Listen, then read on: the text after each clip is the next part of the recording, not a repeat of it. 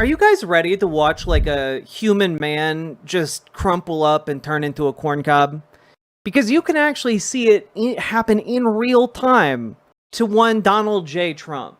It's honestly impressive. He's like a transformer, except instead of transforming into some kind of cool spy jet, he transforms into a corn cob. Complete with the sound effect too. It's very strange. But here he is, just the other day, just yesterday, being asked about the Epstein stuff, before he took off to Scotland. Now, keep in mind, he was going to Scotland because that's going to be very important a little bit later. But let's take a look at this real quick. Did not write a letter for Jeffrey Epstein's birthday. I don't even know what they're talking about. Now, somebody could have written a letter and used my name, but that's happened a lot. All you have to do is take a look at the dossier, the fake dossier. Everything's fake with that administration. Everything's fake with the Democrats. Take a look at what they just found about the dossier. Everything is fake. They're a bunch of sick people.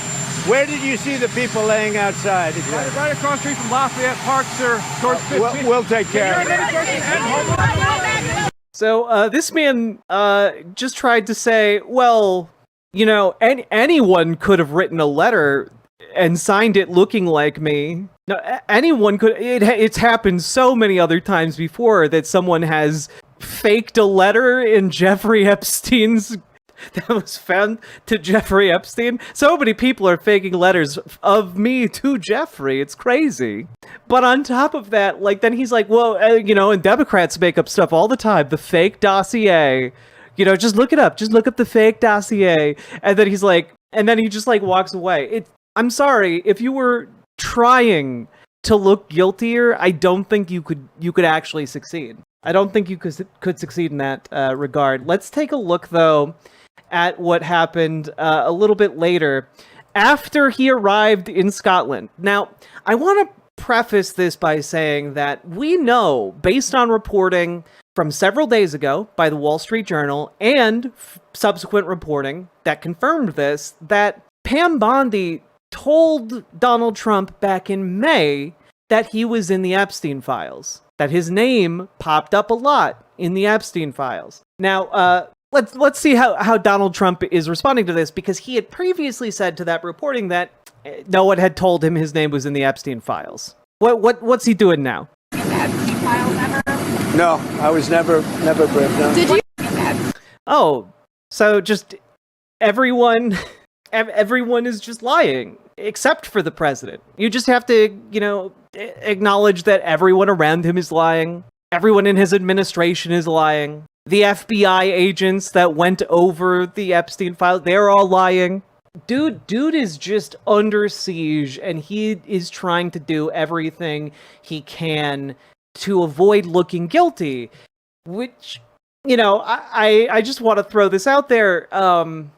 If your plan is to not look guilty, right, the last thing you would want to do is, say, approach the former girlfriend and essentially pimp who worked for Jeffrey Epstein and offer her like immunity or a sentence commutation in exchange for some unidentifiable favor. And you would also probably not reach out to the woman known as the Free Ghislaine Advocate. So yeah, apparently the White House reached out to this absolute nut job, Jessica Reed Krause, to get advice on how to proceed with trying to approach Ghislaine Maxwell. Okay, so let's just take a look here. A self-described Free Ghislaine Advocate claimed this week on Instagram that sources intimately connected to the White House reached out to her for strategic advice about interviewing Ghislaine Maxwell, the convicted child sex trafficker and longtime associate of Jeffrey Epstein. According to Krause, who has previously been granted press access at the White House, this lady had press access to the White House. On a Saturday night, Sunday morning. I'm glad I can have you to read me horrible news while I squee over romance manga. This is how I maintain balance in life. Lily Love Stuff, thank you for the $5 dono, and I hope you're having a lovely Saturday night. But this lady, who's known as the Free Ghislaine Maxwell advocate, has been going to the White House as a member of the press. And also, keep in mind, when we're talking about Maxwell, guys, she assaulted children. Like, she was also participating in the assaults. She wasn't just trafficking, she was also participating. And so, like, the fact that the White House is even approaching her in the first place is insane, right? Oh, yeah, by the way, in case you're like, oh, look, there's a picture of her next to Donald Trump and Robert F. Kennedy Jr. Incidentally, also two people who were photographed multiple times with Jeffrey Epstein. That's so interesting, you know? Yeah, so there's a lot going on here. And I also want to throw this out there, even if you're like, well, sure, but maybe this is a 4D chess move, you know? Maybe if you're a Donald Trump fan, you're like, well, he's just letting the pedophiles get comfortable before he destroys them and drains the swamp. I want you all to know it's not working. When you see the Patrick Bet David podcast having 71% of its audience think that something is up with the Epstein files and Trump, and that Trump is in them, that's some really, really big problems. That's some problems. Anyway, the White House did approach Maxwell, and look at that. She talked about 100 different people during their conversation, and this is going to be very useful in trying to change the narrative a little bit, or at least in their attempt to change the narrative. Now, someone in chat asked me to talk about what I mean by, like, she participated. Let me see if I can pull up this Reuters article without the paywall. There we go. Maxwell participated in sexual encounters with Epstein, accuser testifies. This is from 2021. Again, we have testimony from the victims of this sex trafficking. Yeah, a woman who says she was sexually abused by the late financier Jeffrey Epstein at 14 years old told jurors on Tuesday at Maxwell's criminal trial that the British socialite facilitated and participated in some sexual encounters. So, again, it's not overly reported in the media, and I don't know exactly why, but yeah, she is also a child predator. I have given up on my dad. He is the youth say cooked. Even with what has come out, he would abouts the DEMs, and says Trump's still good on illegals. You have to be pretty cooked in your political ideology to be like, well, yeah, sure, that guy may have raped kids, but, at least he's imprisoning and blackbagging immigrants off the streets. That is a pretty advanced level of cooked. I'm sorry, Caracal. Thank you for the $5 super chat. But like, genuinely, guys, I can't get over this. I keep thinking about this because this is 71% of the Patrick Bet David audience. Do you have any idea how cooked you have to be as a conservative to be in that audience? But I just can't get over this. I keep thinking about this because one of the questions in my mind has been, how deep does this wedge actually go? Does this like draw blood from like the Trump base? And I think it genuinely does. I think it genuinely does.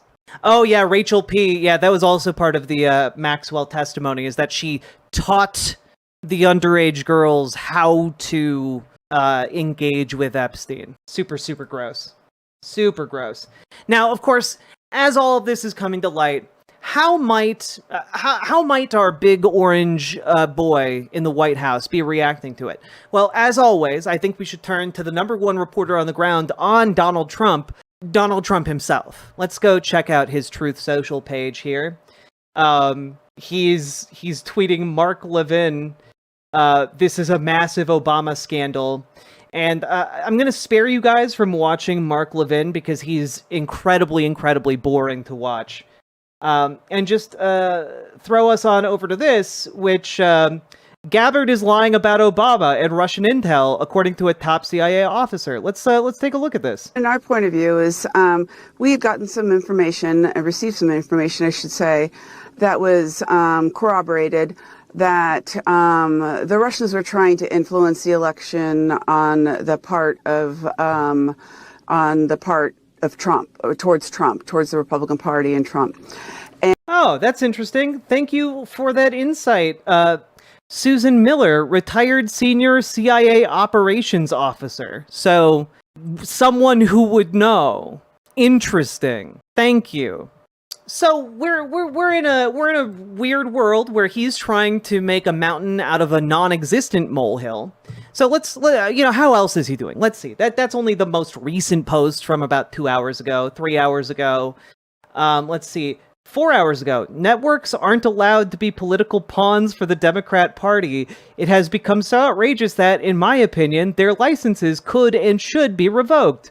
MAGA. So, okay, 4 hours ago, he is threatening to revoke the broadcasting licenses of any media that is supportive of the Democratic Party. Well, that's pretty damning. That kind of indicates you're really, really, really afraid of what they're saying and what they're reporting. Hi, my streamer, you look so radiant and pretty tonight. Thank you, Prince O-W-O. Seal. Thank you. Thank you for subscribing with Prime. Also, hope you're doing all right. I would sound drop the worms are back, but I don't have my soundboard over here yet. Impeachment when? Genuinely, DP, if it comes to light, if he is in the Epstein documents and there is a way that, and it's demonstrable in that evidence how Donald Trump had sexual relations with a child, that might be what gets an actual impeachment happening. If there is documentation that demonstrates that Donald Trump is a child predator, that would do it. That would do it. I think this man could genuinely get away with murder. I don't think he can get away with having sex with a child on Fifth Avenue. I don't think he can do it. So, let's take a look. How else is he doing? Let's see. Wow. Concast's NBC is down in viewership almost 28% this year. Their programming is terrible. Sorry. Wow. Concast's NBC is down in viewership almost 28% this year.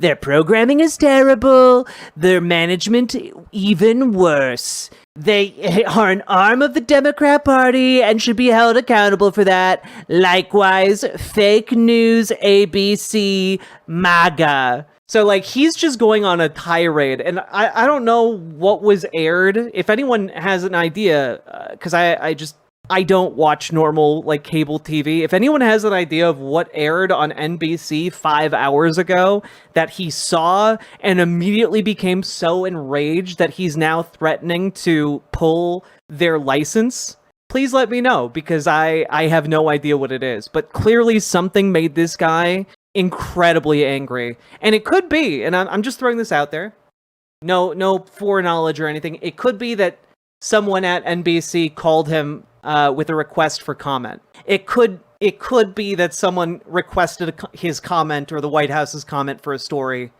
that is going to make him look really bad.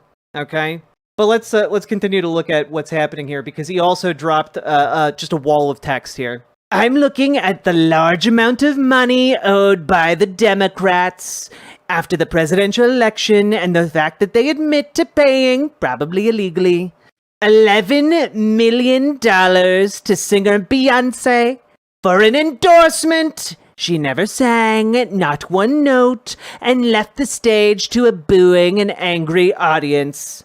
$3 million for expenses to Oprah.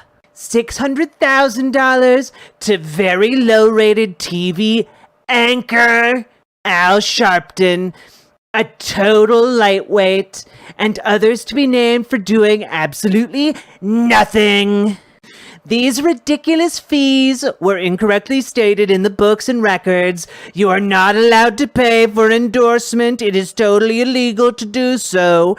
Can you imagine what would happen if politicians started paying for people to endorse them? All hell would break out. Kamala and all of those that received endorsement money broke the law. They should be prosecuted. Thank you for your attention to this matter. So, now, real quick, guys, I don't know if you guys need, like, your hand held through this, but genuinely, if your goal is to get people to drop this, and your goal is to help stop this from being, like, a mainstream thing that is just plastered all over the mainstream consciousness, the number one thing you should not do is threaten to prosecute Oprah and Beyonce, like or Al Sharpton for that matter. Like you want to prosecute like one of the leaders of the civil rights movement. You want to prosecute Oprah, and you want to prosecute one of the queens of daytime television that every wine mom knows and loves. You want to prosecute Beyonce, one of the most popular performing artists on the planet? Like, are you kidding me?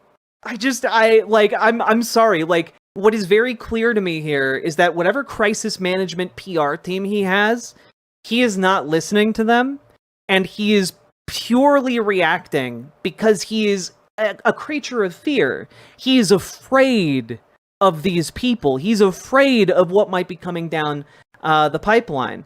Let's check out NBC News. People are telling me more details came out as he was in Scotland. Oh, here we go. Heat of Washington, political and otherwise, for this 5-day private visit to Scotland. President Trump on the tee. By the way, he's doing this to promote, I believe, one of his own golf courses. Like, it's like hundreds of millions of dollars to go to Scotland and like pimp out his golf course. At one of his family-owned golf courses. Yep. But European officials are ready to meet, including UK Prime Minister Keir Starmer. And tomorrow, the EU president, who's working toward a tariff deal for her 27-nation bloc. With the European Union, I think we have a good 50-50 chance. That's a lot. But deflecting on the controversy around the Jeffrey Epstein files. You're making a very big thing over something that's not a big thing. However, it's not. Look, guys, it's not a big deal if I wrote him a letter for his birthday. It's not a big deal that I knew one of the premier sex traffickers and one of the operated at the highest levels of society. It's not a big deal.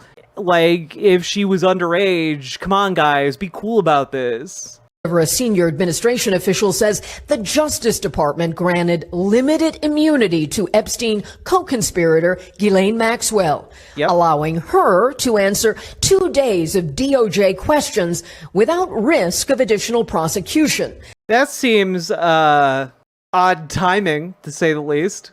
Maxwell is serving a 20-year sentence for sex trafficking. People on his client list may be outed in the coming days. I can't wait for that. That was conservative podcaster Dan Bongino before he became the FBI's deputy director. Dude looks like a hunted animal. Look at him. Holy fuck. Can you see the before and after?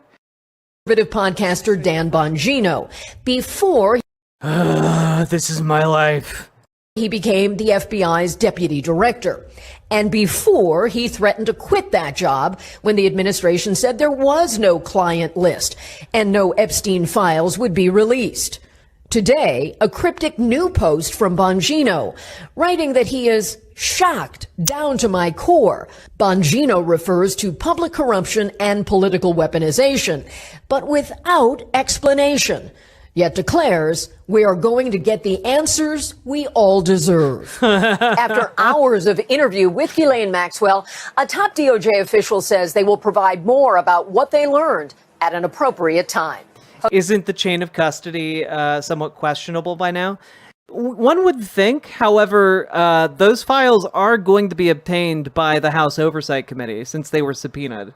So we'll find out, I guess. We thank you for watching, and remember, stay updated on breaking news and top... Okay, so Donald Trump, big mad about all of this, obviously. super, super big mad. Now, how is the Trump base reacting to this? Here we turn to BBC to examine what the Trump voters are talking about. Donald Trump's political base has remained loyal to him for more than a decade, but for the first time we're seeing a real breakaway because of the Jeffrey Epstein scandal. So how do voters feel about his handling of it here in his adopted home state of Florida? If Trump is in that file of Epstein's file and he went to that island, shame on him. He's a big boy, and I'm pretty sure Mr. Trump will figure out a way to navigate through this whole thing. But I think the way, in my opinion, the way to do that would be more transparency, not less, as long as we're not making the victims go through something they don't necessarily want to go through again. It's the transparency. We want to make sure that there's information out there when it's available. There's no evidence to back any of the Epstein conspiracy theories swirling around, but for years President Trump fueled them. I mean, there's a lot to fuel the idea that he may have participated in these parties, considering, for example, one of the parties he threw, the only guest was Jeffrey Epstein. He threw a party that was just Donald Trump and Jeffrey Epstein. Michael Wolff, when interviewing Epstein for his biography, asked him, "How do you know all of these things about Donald Trump?" After Epstein said that Donald Trump likes to be called the Trumpster, and he said he was Donald Trump's best friend for 15 years.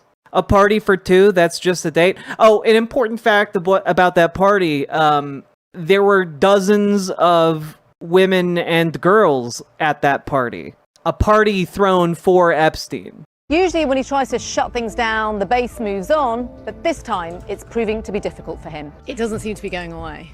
Yeah, and it's not going away. It's in the news. So everybody just wants to know, if there's more information, let's make it available. I think he will keep his promises and the files will come out. Maybe it's going to be at the end of his term. At the end of the day, I'm not going to look at him that he's a bad person because of all the things he's trying to do for this country. That don't matter to me. You guys still have faith in the president? Love him. 100%. Love him. Again, there's going to be a certain segment of this base that does not care, but I think they're going to be singing a different tune if he actually comes out as a pedophile. Now, for those of you who were just flabbergasted about what I said regarding Michael Wolff, here is a piece of reporting from the Daily Beast that is actually, believe it or not, hosted on the house.gov website. Listen to the Jeffrey Epstein tapes. I was Trump's closest friend. Explosive tapes recorded by author Michael Wolff show Epstein claiming Trump liked to fuck his friends, wives, and first slept with Melania on the Lolita Express. Yeah, if you've ever heard me make that claim, it's from this. He literally slept with his current wife on the plane that Jeffrey Epstein molested children on. Epstein painted a complicated portrait of Trump. He called him charming and always fun, capable of extraordinary salesmanship, and suggested he was personally in favor of Trump's policies on the transgender stuff. But he alleged Trump was a serial cheat in his marriages and loved to fuck the wives of his best friends. He also claimed that while Trump has friends, he was at heart a friendless man and capable of kindness, and he alleged that Trump had undergone scalp reduction surgery for baldness and called himself the Trumpster. Asked by Wolff, "How do you know all this?" Epstein replied, "I was Donald's closest friend for 10 years. Okay, maybe not 15 years, 10 years. There we go. Oh, that's so interesting. Wolff also said Thursday that the pedophile showed off photos of Trump with topless young women sitting in his lap. Now, perhaps a really good question to ask, given this context, is where are those photos now? And how young were those women? Again, this is stuff that came out last year or the year before. This is not new. And so what's interesting to me is that this story is all catching fire right now. And a lot of this we already knew. But what's interesting is that a lot of it is now being confirmed by the ongoing flurry of reporting and leaks from the White House and the investigation, right? What I can't understand is why it matters to people now beyond just it's in the news. Well, Nine-Tailed Witch, I am throwing out there that it matters to people now because the story finally made it through into the Republican base, because they're all looking at each other going, hey, wait a minute, this guy was supposed to be the one who was going to release all of the information and, like, drain the swamp. The swamp is the pedophiles. The pedophiles are the swamp. You can't, like, hide this trove of information about who is partaking in the sex trafficking of children in Washington, D.C. from the people who have explicitly voted on those lines, which is a not insignificant portion of the Republican base, right? What are the odds that someone somewhere has a sudden urge to change their posture towards Trump in the wake of this, being deliberately delicate with my word choice? I'm guessing, because Republican politicians are quite cutthroat when they need to be, that there are an awful lot of sharpened knives. And if, like, there is weakness, if any of these people feel like they might start to go down with the ship, they will knife him in the back to try and save themselves, right? They will attempt to get out from under the implosion and collapse. And I wanted to share one last thing with you guys about this story, because it's genuinely fascinating. I wasn't going to talk about the Jeffrey Epstein stuff tonight. But then I saw this clip and I was like, nah, we gotta actually talk about this. I meant the voters. I mean, I think the voters, if it comes out that he's a pedophile, like, I don't think that they're going to stick with him. Obviously, some will, but this is going to completely and utterly break the base of the Republican Party, in the sense that all of Republican leadership has built their power base on, catering to Donald Trump's every whim, and suddenly they're going to be asked, do you stand with, like, the pedophile president? And they're going to have to make a decision there. And a lot of them, I'm suspecting, are not going to take kindly to him. And also, I'm going to suspect a lot of them actually don't like him. I'm guessing that voters are going to be repulsed. I'm guessing that politicians are going to choose sides. And I'm guessing it's going to implode the party. In my opinion, this collapse needs to drag on for another year or so. It's possible that it will. And honestly, I will also hazard a guess that if this comes out, we're going to get, like, some kind of, like, congressional hearing on this that has the potential to drag it out. So I wanted to play this clip because it's truly fascinating in a way that I find... I think this is setting the tone for where Donald Trump truly is, in a very real sense. Take a look at this. Around this president, even the golf sounds different. Are you enjoying the Scottish hospitality? There were Sky News questions, sure. Mr. Trump, can you escape the Jeffrey Epstein crisis? Maybe that's why we heard this. What's that song? I don't know, it's very famous though. It's from a musical. Yeah. Memories. Music boomed out from the convoy of golf carts, drowning out the surrounding sound. And though it's hard to hear, this presidential playlist included Simon and Garfunkel's Bridge Over Troubled Water. What else?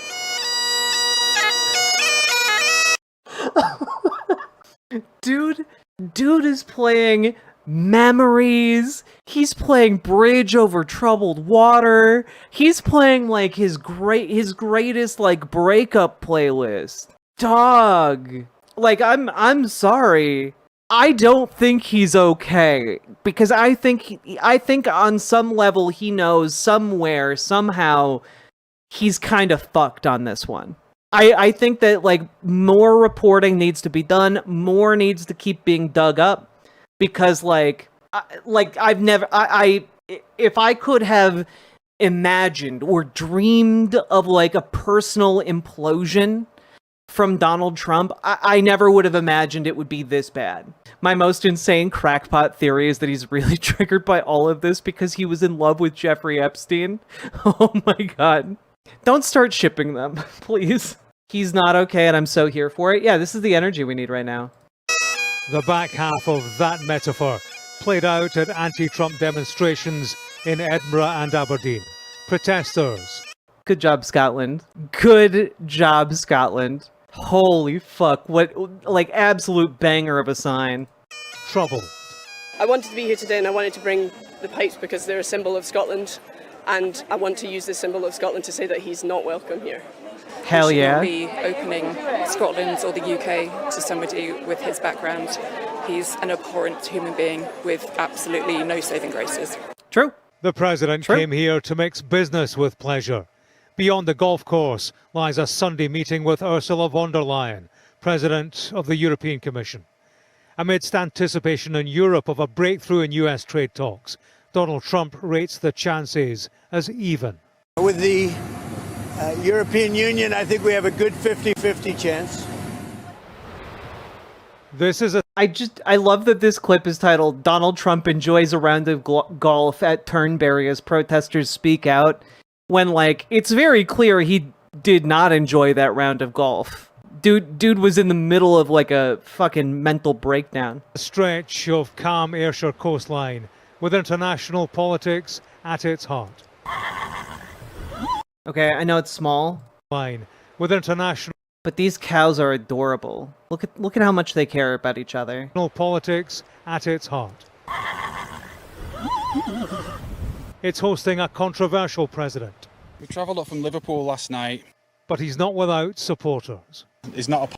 What are you wearing on your face though? That's not a face mask. You like cut up a beer koozie. Like what is this? Why is this?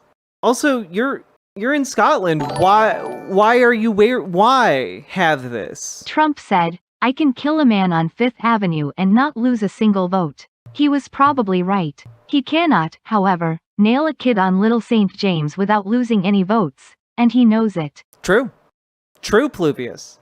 And thank you for the $5 dono. I'm still fascinated. This is not the material you would even make a face mask out of.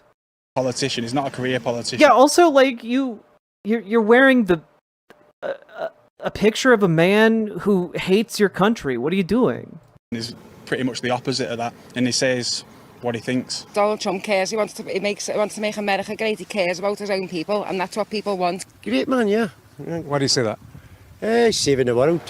Donald Trump will have saving the world, one child abuse at a time.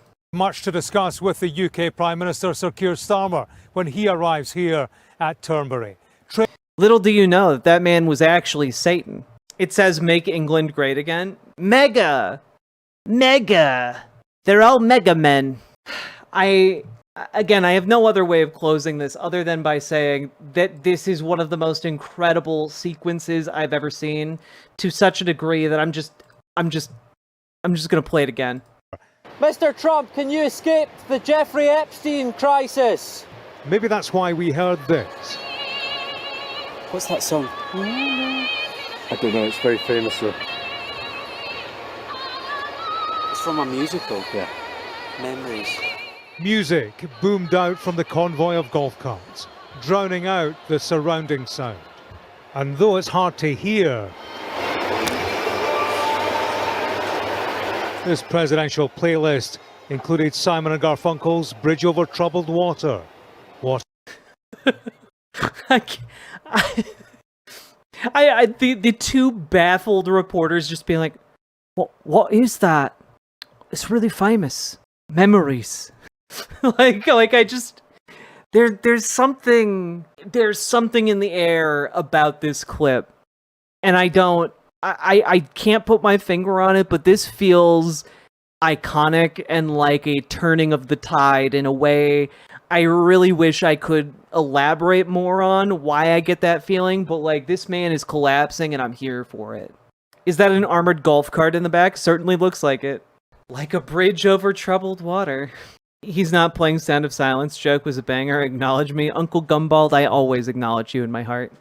Yeah, so Donald Trump's not okay, folks. And I don't know, I think that's because he's guilty as fuck. But that's my analysis, take, whatever you want to call it. And with that being said, segment done. Riverboat Jack is coming to town. All the viewers gather round. Twitch and YouTube is where she streams. All that content is bursting the scenes. Politics, dating, plenty more. Her sense of fashion you'll adore. So grab your stuff and hop aboard. We're going straight to Jack's Discord.